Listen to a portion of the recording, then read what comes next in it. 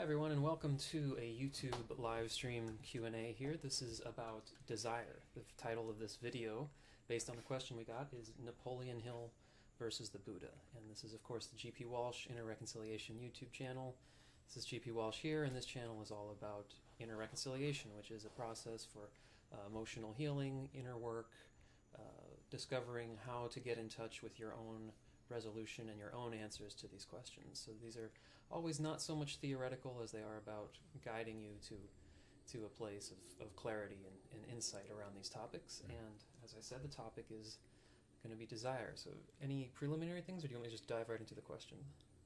Well, just the whole idea just captivated me of Napoleon Hill versus the Buddha. Obviously, when Evan suggested it, I said, "Yeah, let's dive into that one," because we're all people. So many people are just struggling trying to manifest things. Think and grow rich, and all of that. But it's actually way simpler, and it's much more internal. You don't need to twist yourself into knots. You don't need to learn fancy stuff. You don't need to have special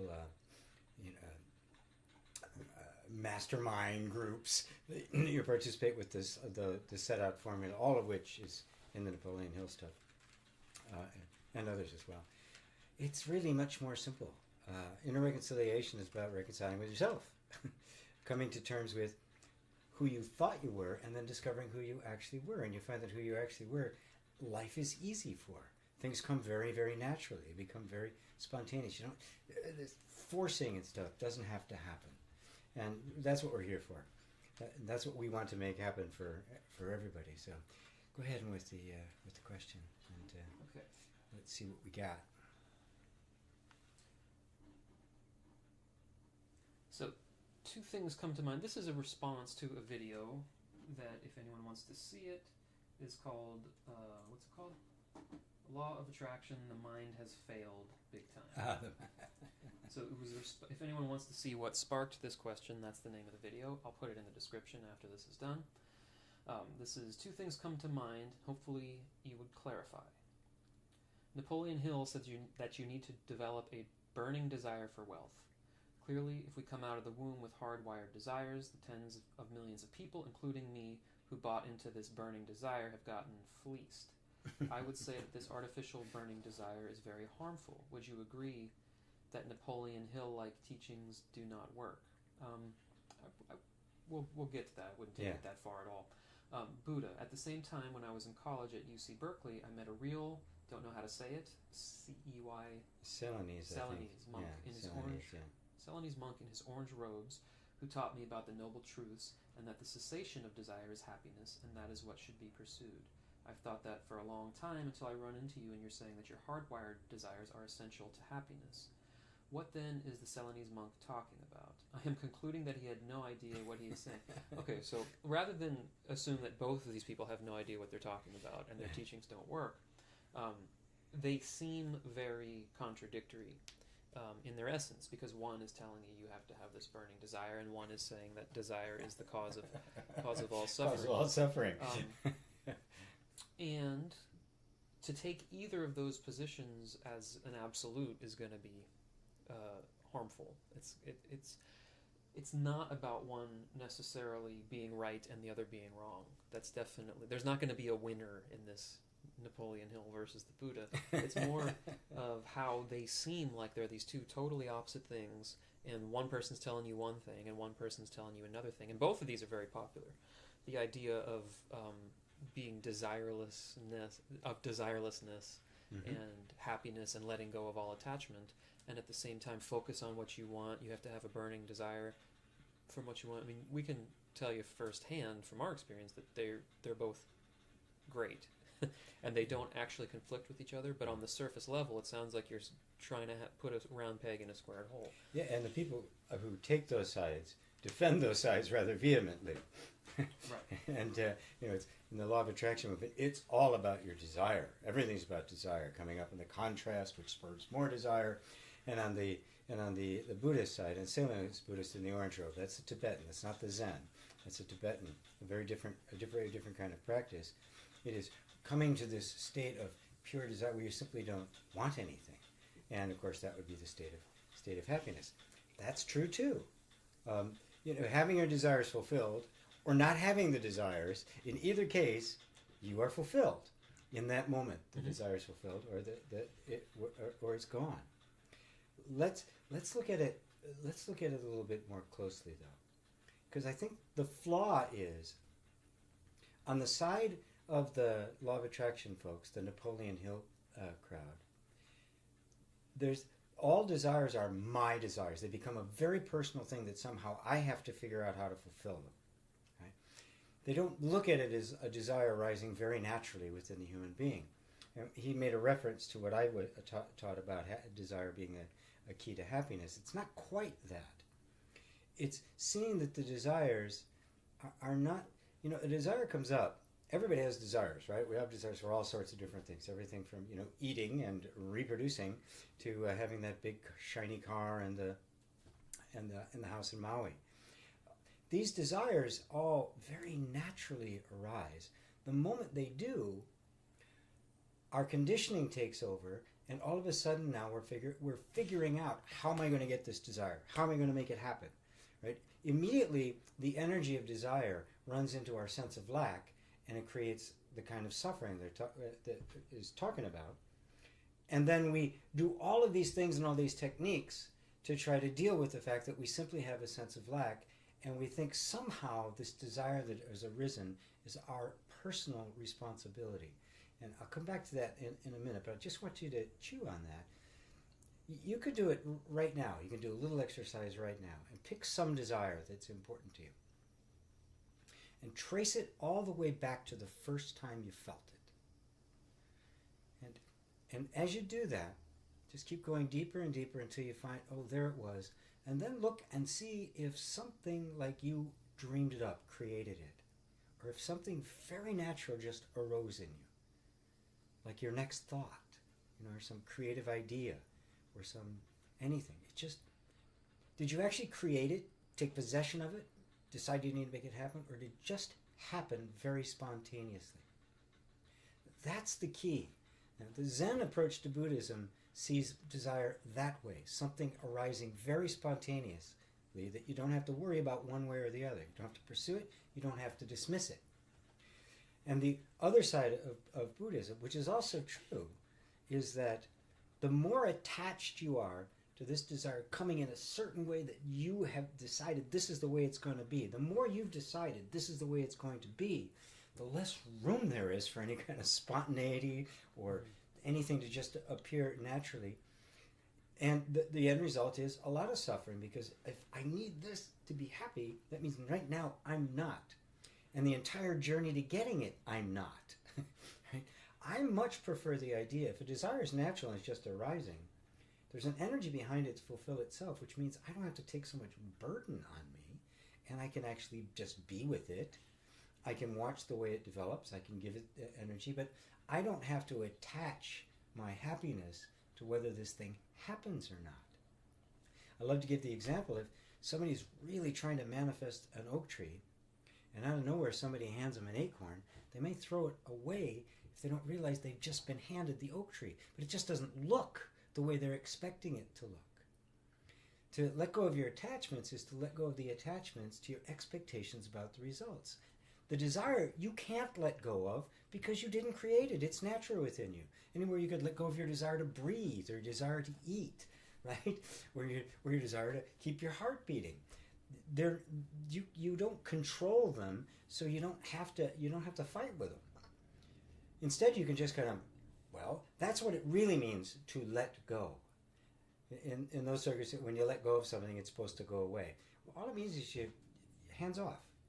You just kind of let it be there and do what it wants. And you'll notice every desire, which you didn't create, appears very naturally to you. It's like the color of your hair or how tall you are. Every one of those desires, you can feel when you really spend some time with it, all of the resistance, all of your conditioned patterns that say, no, that's wrong, you shouldn't have it, it's bad stuff, will all appear. They'll be all right there for you to see. And that's where we call it inner reconciliation. That's the point. You're not denying the desire, and you're looking very honestly and really beautifully at the inner forces that simply say they're saying no to it. something says no to that. Because if nothing said no, the desires would just come up, they do their thing, they'd manifest, and they'd be done. And there'd be no stress whatsoever. All the stress comes from our conditioning, which has ideas about what should happen and what shouldn't happen, what's right, what's wrong, what's good, what's bad, what's sinful, what's beautiful and sacred. All of those ideas get triggered when the desire comes up, and guess what? None of those ideas are in or have anything to do with the desire. Every single desire that arises is arising from life itself, and it's totally innocent. So just spend some time with it. And we are live, by the way. There are a couple people watching, so when cool. we do go live, especially something like this that has a lot of facets to it, feel free to ask any questions or comment, or just say if something made sense or you want to have tell us where you are. We love seeing where people are around the world. Yeah. It's really very fun because we get stuff from all over the place. Yeah, and it also can help steer the conversation in an interesting direction if someone has a comment or question or experience about what's going on. Yeah, absolutely. And as far as the things arising naturally, things you're really super passionate about also happen naturally. Yeah. And it's not a bad teaching in any way to fuel that fire. But the thing is that if you are kind of artificially trying to really focus hard on something that doesn't actually have a lot of... I can't make you care about wealth if you don't.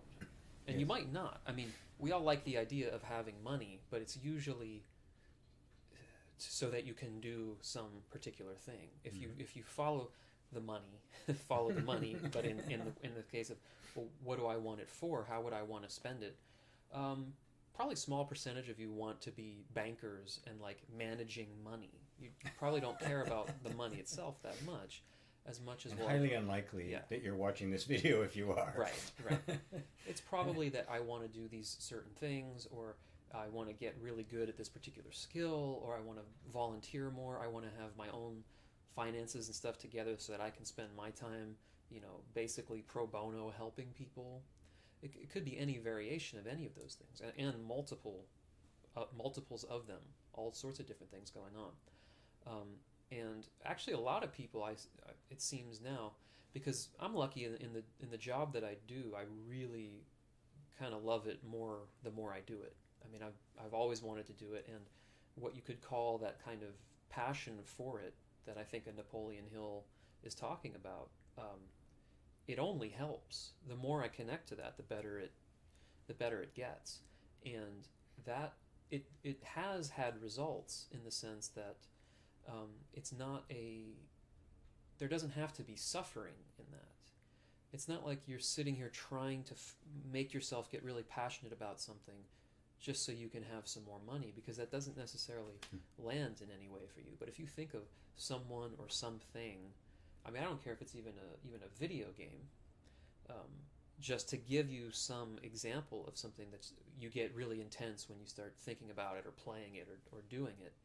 And if you kind of fuel that fire just by putting your attention on it and really letting yourself feel the energy that's behind it, the motivation to do it, that's not an attachment in and of itself, any more than saying like our desire to make a video here tonight is somehow bad, or that makes us unhappy, because obviously we have the desire to do it. We don't have to do it.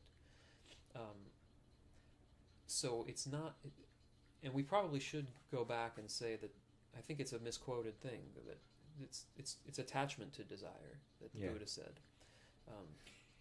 Yeah, especially around the Four Noble Truths. I would love to go off on that, but I could spend an hour just talking about that. The Buddha was not pointing towards desire as the culprit. He was pointing towards the one who is desiring. He's always pointing the attention back to you and your relationship to the desire, not the desire itself. You can't get rid of desire. You get rid of desire, all life stops immediately. We're all dead, right? Nobody reproduces. Desire is life. You can't get away from it. And so it's not, desire is not a problem. It's what we have it's how we've characterized it, what we've turned it into, all the stories we've made up about it, none of which are true. Desire is innocent. It is just the way life functions.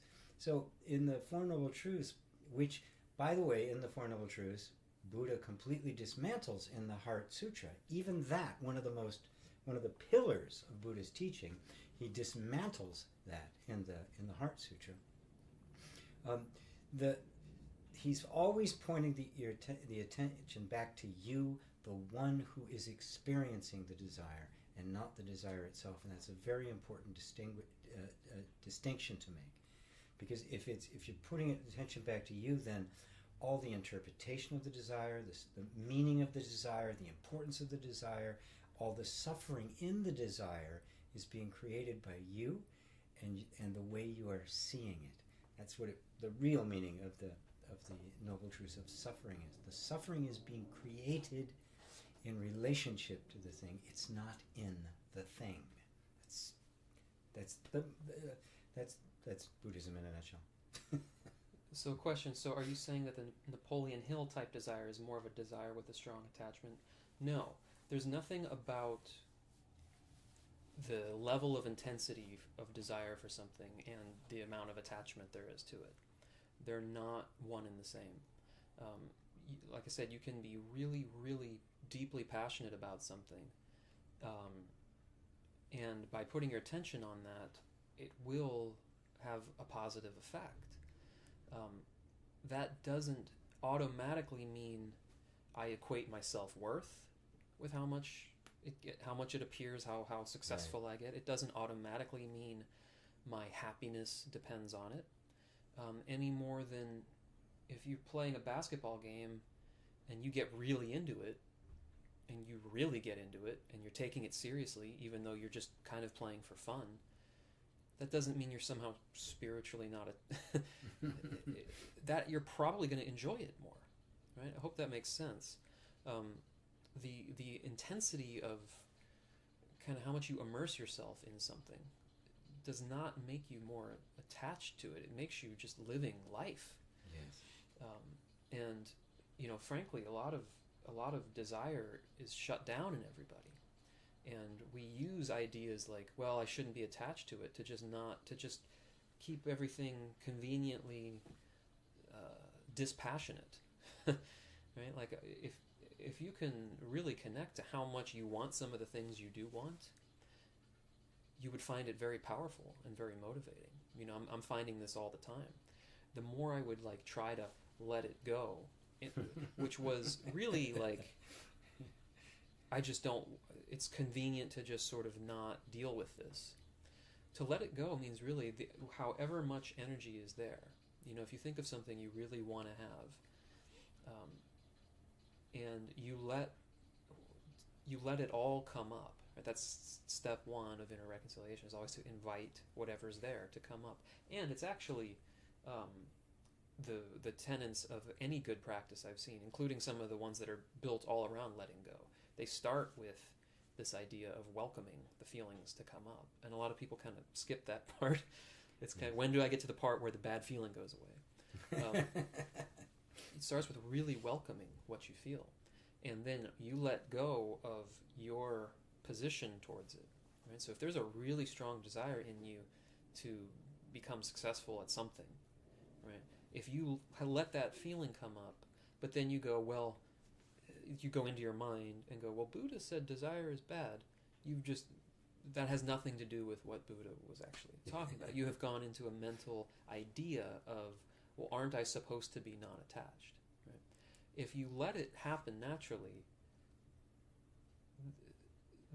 it happens. You don't need to be attached to it. You don't need to be engaged in it in order to happen.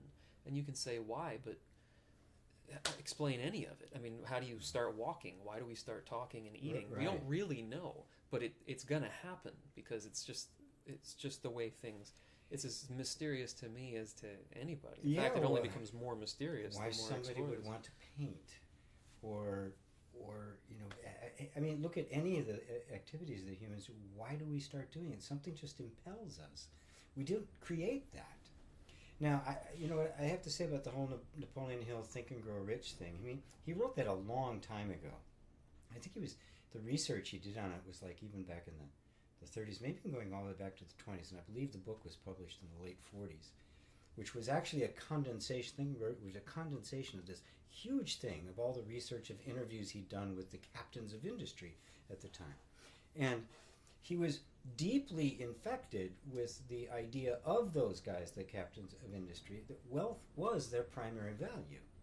And so, and that became the primary value of the West, but of the U.S. in particular. Getting rich became an end in and of itself, not about the thing. And at the time, it was a very psychological time, but it was behavioral. It wasn't any of the new kinds of energetic psychology or experiential psychology or energy healing or any of that didn't exist at the time. It was all very psychological. Psychiatrists were all there were. There weren't psychotherapists hanging around. And it was behaviorists and everything. I mean, neuroplasticity, none of that stuff had been discovered yet. So his approach was very rigid, it was very disciplined, it was very military, it was very focused on stuff. He outlined all sorts of different ways to have a mastermind meeting and the like. And so that is the energy that got behind it, that was put behind that. This was not a time, I was born in the 50s. It was not a time when you were sitting around talking about your passion for life. You were just going to do what you're supposed to do. You know, guys were guys and gals were gals, and this is just the way it was. Of course, I lived through the whole hippie thing when that went out the window, and it was like, do your own thing, and it was all of a sudden this idea that, well, maybe I don't just go that way. Now, that was unheard of in history. You just did what your parents did. If your dad was a shoemaker, you were a shoemaker. Your dad was a farmer, you were a farmer. And all of a sudden now, that's falling apart. Mm-hmm. And the whole idea of what wealth means and what being rich means, and you still hear it, there's still an enormous amount of focus on it, but now it's more about the meaning of it. Because frankly, we have seen what happens in the world when the unbridled lust after riches goes unchecked. It's really quite destructive. Left to its own devices without some other energy tempering it, it's a parasite and it'll destroy itself. So that way is either one of those taken to an extreme and you get crazy people. That's what you get. You get people trying to deny they have desires, and you get other people that don't care about anything except the accumulation of wealth. And even when they have so much wealth, they don't know what to do with it. Matter of fact, the next 10 generations won't know what to do with it. They want more. Those taken to extremes become crazy. Come back here to a point of reconciliation. The Buddha's real teaching, which was the middle way, this balance between these things. Acknowledging the natural desires and looking closely at what is it that wealth actually brings. And do you want yourself to be wealthy at the expense of everybody else? Do you want that to be shared? Are we trying to build a bigger vision? Right? And so you can see that you can follow those lines out and go nuts, or you can stay here and reconcile between very two different energies. And you can say on the one side, I just want to accumulate wealth for me. That's great, because a part of us is very selfish. It's all about me. But there's also another part of us that's very altruistic. You know, when you're really happy, can't you just wait to tell somebody happy, to help somebody else be happy? You just can't contain it. When you feel love or you're in love, you just want to give love to everybody. We can't help it. It's part of the nature of things. So when in an environment like that, when you turn your attention towards what is the life, the dream, the picture you have, that right now you're convinced that it's wealth that's going to be able to fulfill it, which is what we've all been taught. Can't live your dream unless you make your money first. Always have something to lean back on. You know, always save a little for a rainy day. These are the things we're all raised on. But what if we just take out of that equation the way everybody has said it's supposed to happen, and just go, what is it that I'm actually wanting the wealth for? What does it mean to feel wealthy? There's an old Jewish adage that says the wealthy man is the one who's happy with what he has. Mm-hmm. And Nisargadatta, the famous Indian teacher, was asked once about happiness, and he said, happiness is wanting what you have, not wanting what you don't have. It's a very simple place where you can find contentment with what you have right in this moment. You know, the gratitude exercise and stuff like that, people, they're trying to get to there. But if you don't know that that's there, you're never going to get there. There's a place you can get to within you that really is satisfied with right now. And at the same time, is excited and enthusiastic about what's next. Because growth is what we do. It's who we are. You can't stop it even if you tried. You know, the thing, that most perfect, wonderful thing you thought was the best thing in the whole world, I'm never going to get tired of this. Eventually, you're looking for somebody to give it to. You know, your favorite teddy bear, where is it now? I mean, you probably don't have no idea, but at one time, the idea of letting that go, it's absurd. It's absurd. There's a beautiful, natural process of growth that happens in life. And that growth is right dead center in the middle way. It is not in self-denial, nor is it totally in self-indulgence. It just knows how to work that, do that dance, and work that flow. All relationships work that way, by the way. If you can have that kind of energy, you've got a relationship that's going to last. So we've got some people from Norway. Ah, wow. England, New Zealand, Bristol in the UK. Wow. Bristol, UK. Yeah, very cool. We're getting Thank you. Everybody's for letting us overseas. know. Yay! Yeah. Very few where we are here. How about it? Maybe it's a time zone thing too. Well, New Zealand, yeah, they're going to be in the morning now, but it's later in London, midnight or something in London. Right? So Norway even later. But well, you guys are up, cruising YouTube. Here we are. Yeah. So I'll just give a moment to see if there's any other questions that come in. I think that was very well addressed, and fun. Something just popped up. Oh, some people are saying the audio is quiet. That's always a problem. We just haven't figured it out yet. It took 30 minutes to get this thing going. We're going to have to... I can push this... upgrade the system here. When I listen to it on my headphones before we start, it's super loud. So I don't know why it's loud for me and not for some on the stream. And there's always half that say it's good and half that say it's not. So we'll figure it out. Let's see if anything else comes in. And for anybody who's interested in learning more about inner reconciliation, you just go to innerreconciliation.com. There'll be a link in the description as well, and there's a completely free exercise that's it's simple, but it's very universal, which you can pretty much plug in this subject of desire, and you'll see the two different sides, which is perfect because the exercise is about two different kind of viewpoints or different conflicting things about it, and this is a perfect example of it. Really, I have a really strong desire for things. I gotta feel that. I gotta make it happen. And on the other side is let it all go. It's it's not seek me. Enlightenment. Go to the mountains. Yeah. And you find that when you really just kind of get in the center, that you're fine when your entire well-being and self-image and identification isn't all based on what you do. That it's perfectly natural to be very focused and very diligent one day if that's required, because you don't have a view that that's wrong. You don't have a viewpoint saying, well, the Napoleon Hill thing is incorrect, so I can't be really focused and almost rigid in certain ways, but sometimes a project may come up in your life where that kind of energy is warranted, and that doing that doesn't mean you're not letting go or you're attached or you're not following. Letting go means you're free to be a drill sergeant for 10 minutes, and then 5 minutes after that is done, you're just laying on the grass. Right? I mean, that's really what it's all about. It's not about this idea of, well, I just sit back and everything happens. I mean, that's not even that interesting, right? Yes, it's not interesting. When people describe that, and at least as I have felt it from time to time, it's like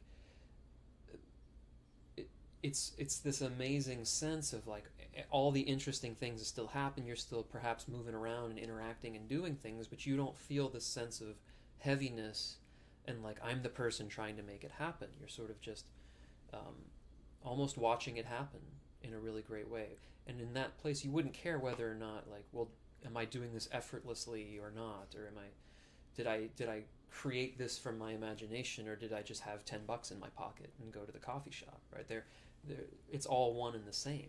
So similar with, intense desire versus being unattached. Well, just don't be attached to the intense desire, and let it go where it goes. And if it feels right to stay with it, and at times it might, you're free to just let that happen. Cool. So subscribe to us, please. We got some questions that came in too. Oh wow.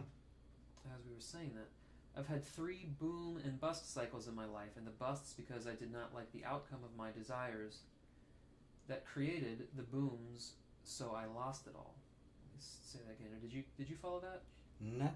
I've had 3 boom and bust cycles in my life, and the busts came because I did not like the outcome of my desires. Oh, that created booms. Okay, so you had a big success with something, and then you didn't like where it ended up going, and then they... That's very common. I mean, that's what a lot of rock stars off themselves. I mean, oftentimes, like a passion for music can get so wrapped up in the music business that all the energy's gone from it. I mean, it's not uncommon, and when you are doing things like that you desire, and we're working in the world because we run this institute together, right?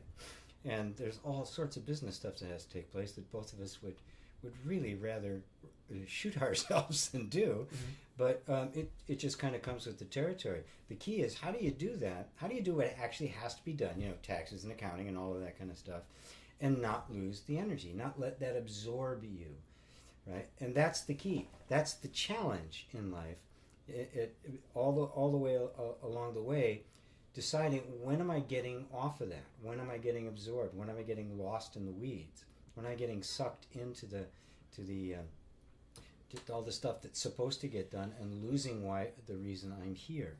This is especially true for entrepreneurs, and I'm not talking about the entrepreneurs, like a Mark Cuban or something, who are like, their investment. I'm talking about the people who love what they're doing and they want to do it for a living, so they try to make a business out of it, and now they feel so burdened with all the business stuff.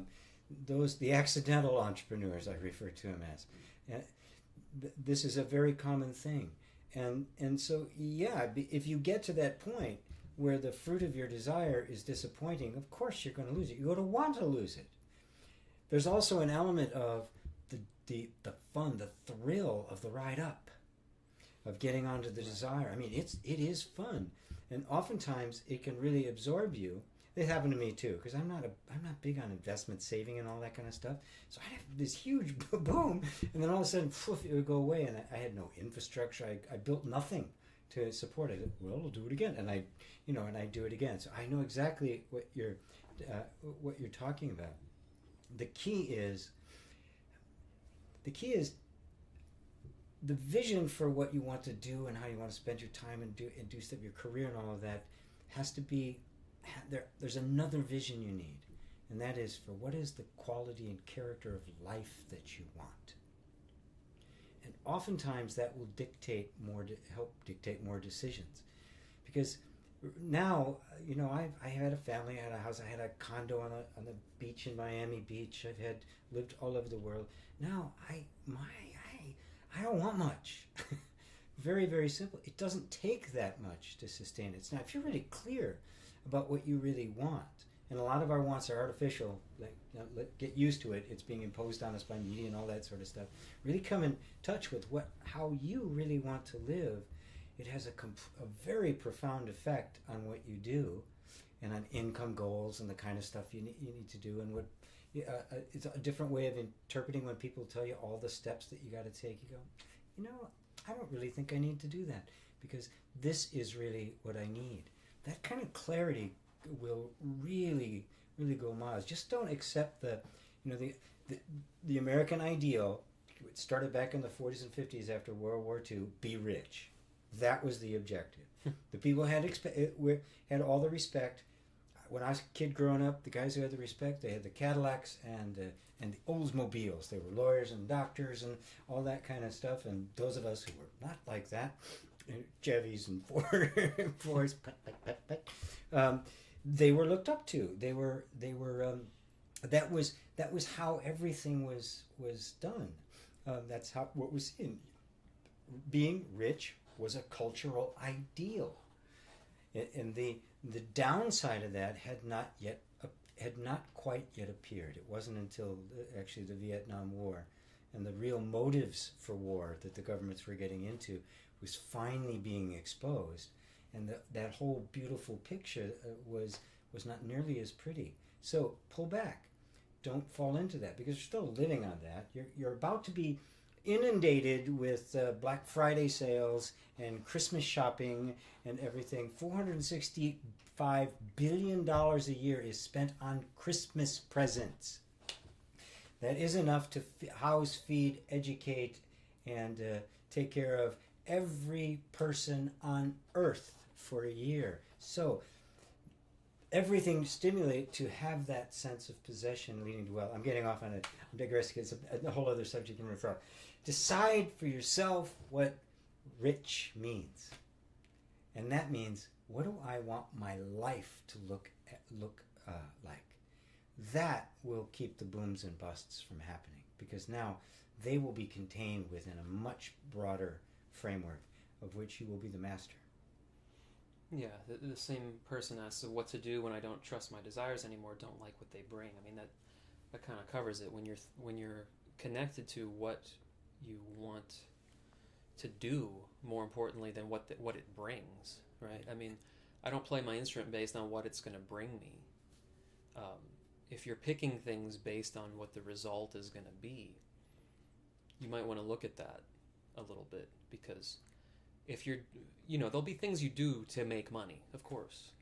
Most of us are in a position where there's things you do primarily to make money, but if the things you're doing are just based on what's the result I'm going to get from it, that's not a happy place to be.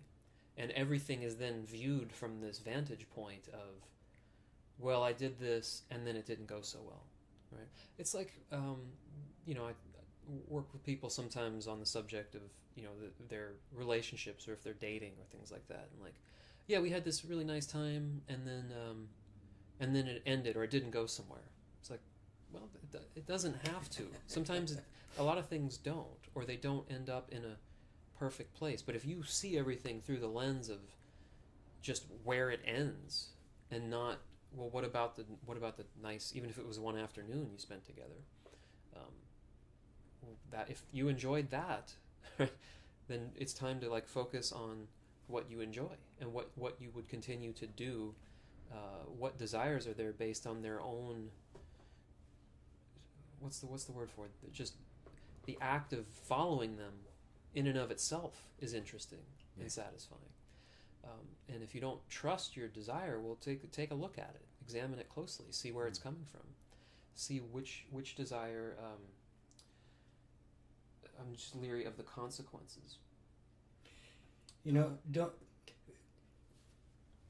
trust the desire. Don't trust all your conditioning and all the interpretation, all the expectations you've laid on top of it. Right. The problem isn't the desire. The problem is you thought it was supposed to go here. It didn't go there, and now there's something wrong with the desire. No, there's nothing wrong with the desire. The desire was never meant to go there. The desire is going to go where it's designed to go, and if you just go with it, you'll be very happy the whole way. But if you're always focused on here, trying to get here, you're never going to be happy here, and it's always going to be a fight to make everything fit into your model. And actually, most of them have worked out just fine. Most of your desires are like, I'm thirsty, I'm going to go get a drink of water, and it works. And it works. And I want to watch this video, not this video. You click on it, you watch it. 90% of your desires go just fine, right? It's a story that because of certain ones that have a bigger meaning, and then they don't go the way we thought they should go, that suddenly, well, I don't trust my own desires. It's not really true for the vast majority of desire, really. It's quite natural if you take a look at the natural arising and the fulfillment of most of your desire. At the very beginning, I just did that really brief exercise where you bring up the desire and then watch internally the reactions to it.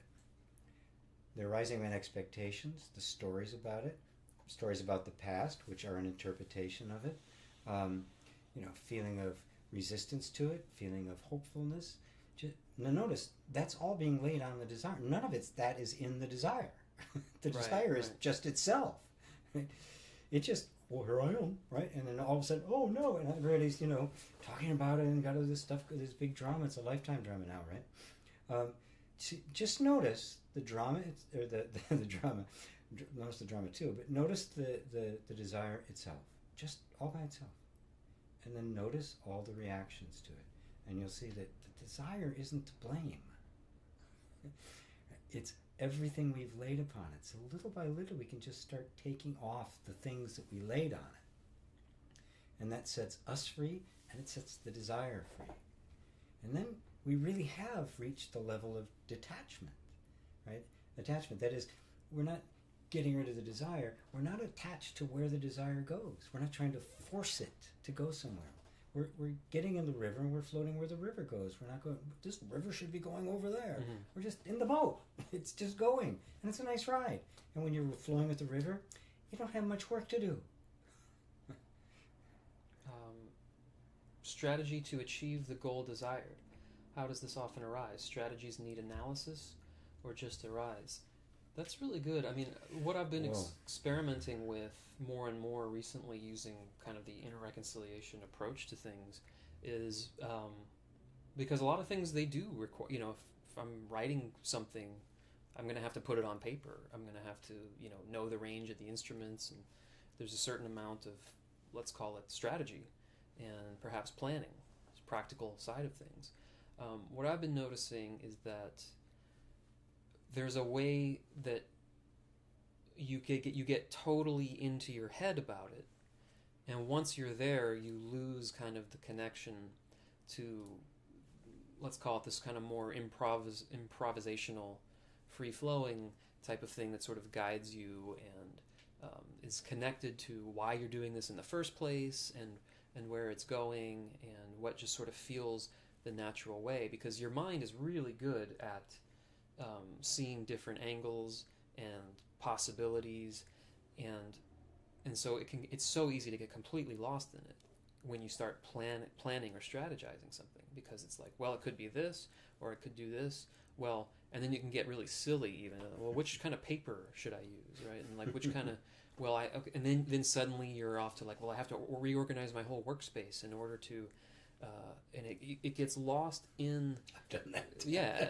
the energy of the planner itself, and it's kind of disconnected from this thing that can kind of sense what actually matters here.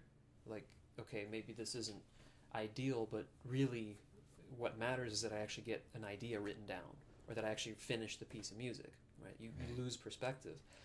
So with inner reconciliation, it's kind of like you notice both of these things, this element of, say, letting it kind of happen, where you take your hands off of I've got to make this happen, and now I have to work out every detail, to just sort of, it's different than checking out, and okay, so I'm just going to look at Facebook for the next 20 minutes because I'm going to let it happen, right? It's not like that. Yeah. It's kind of an awareness. This applies to most of exercises that fit into the inner reconciliation approach to things, is you put your awareness on it. The intention here is, I do have a goal at hand. I have something I want to do or create, whether that's big or small. And your attention is on it, but you keep your attention there and let the other things that are going to come up, the emotional responses to it, the resistance to doing it, and all the mental planning.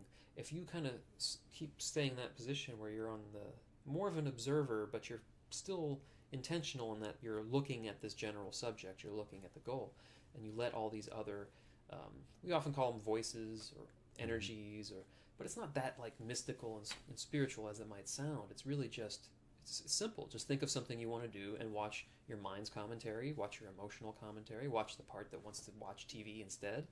It's just, we give them a name, but we all know what that is. And if the more you can like stay centered while that happens, they sort of balance themselves out. You can feel when the planning has taken over and it's just planning for planning's sake, versus when it's all kind of lined up and you're like, yeah, okay, I need to do a certain amount of planning. We basically need about a title for the video, and that's about it. Mm-hmm. But we didn't just turn the camera on and say, hey, I don't know, so anybody got any questions? And at one point we did that because we were really green with it, but it's not a lot. It doesn't take a lot to focus it. In this case, it's just like we have one good question, and let's use that as the framework. But how easy would it have been to okay, well, Napoleon Hill said this, let's write it all down. Right. We could end up planning it for 6 months and then never do it, which is something I used to do. So hopefully that helps with that. Yeah, you know what? Think that one of the problems, especially with people who are taught goals and all of that kind of stuff, is that people confuse the tasks and the steps leading to a goal with the goal. The goal is really your vision. What is it that you want to see happen? And that is always being driven by some kind of desire, something inside you that makes this goal meaningful to you. Mm-hmm. Somebody else's goal isn't going to have any meaning to you. So it's got meaning. So you'd love to see this come to fruition, right? And there's an energy behind that. Now, immediate what happens is the mind takes over and says, well, how are we going to do this? And then it starts trying to plan how we're going to do that. Well, the reality is you don't know how to do it. If you did, you'd already do it and done it, right? So you're in brand new space here. So when the mind trips in and says, well, we got to figure out how to do it, you go, yeah, but I don't know. Be really comfortable with that. And now the goal gets to live its life. It's not a burden. It's part of the unfoldment process. And if that goal is there and it's got the energy behind it, it will begin to attract to it ideas and people and stuff that begin to make it happen. And of course, what eventually happens may bear no resemblance to the actual goal itself, except you'll recognize that the fundamental energy is the same. And that's what it means to really approach it energetically. And this is the way we do it in inner reconciliation. Matter of fact, goals are beautiful, because the moment you put your attention on a goal, all the conditioned reactions and response and negative self-talk, all the things that are resistant to it are going to come up as well. And of course, that's the power of it, because if you really allow them to come up, and at the same time really stay in the love of this goal, a beautiful thing happens. If there's no more fighting with what you're feeling or fighting with what you're desiring, the conflict is gone. What happens when the conflict is gone? Well, peace, cooperation, collaboration. And so internally, a harmony begins to emerge. And that is the perfect setting in which fresh ideas will get in, fresh opportunities will come in. The goal itself may begin to shift and get bigger, get more refined. And suddenly the entire process now becomes easy because it's growing out of a natural self-acceptance. When I say self-acceptance, okay, I'm going to like myself, or some in the mirror, I'm lovable, I'm likable, right? It's none of that. It's just really understanding how you really work. Everything that's happened to you, all the conditioning that's going on, all the desires and the doubts, all of it are natural to human beings. And when you stop fighting them, they find a balance.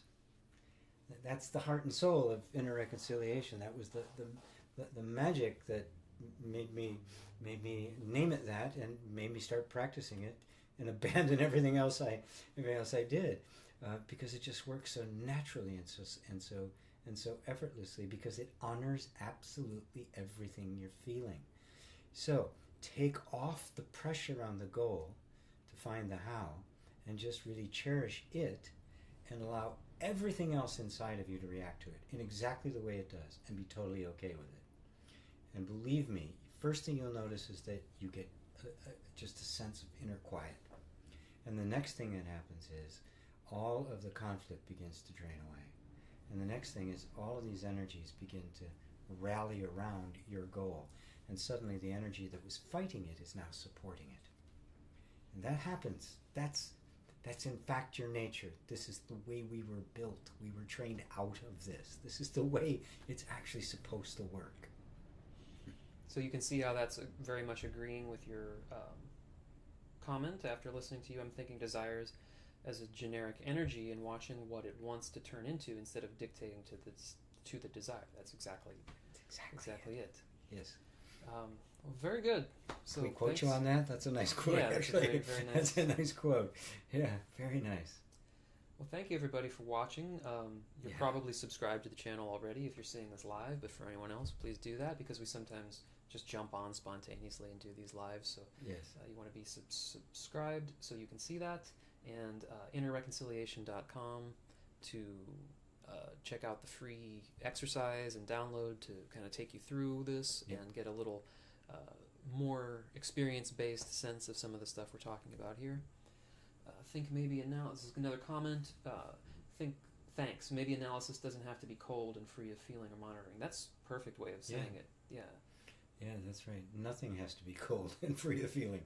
Yeah, because nothing is. Yeah, beautiful. Yeah. Okay, thanks everybody. Thank you, everybody. We will see you next time. Next time. As soon as I find the stop button, I should say.